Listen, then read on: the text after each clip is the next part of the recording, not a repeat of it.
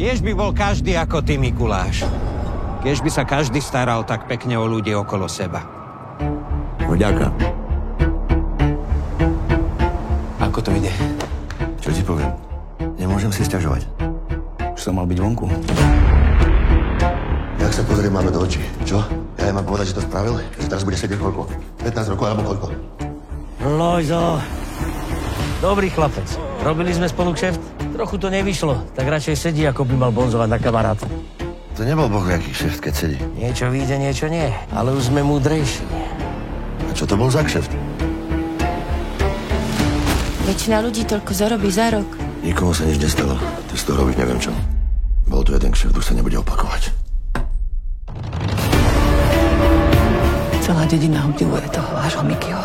Chlapec z Telgartu, šofér autobusu a aký je zrazu veľký pán. Pritom všetci dobre vedia, ako sa k tomu dostal. Políciu vybavíme. Takže čo sa o vás hovorí, že sa hráte na mafiánov, to je pravda? Veľmi dobre sa vieme odmeniť. Aj to sa hovorí. Nepoznáš ich. Teba sa to nejak netýkalo. Nemáš tam ani prachy, ani nič. Pekný biznis si vymyslel.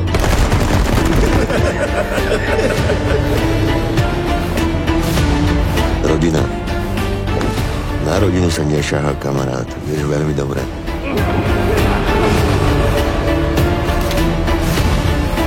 Aj za tebou budem takto plakať.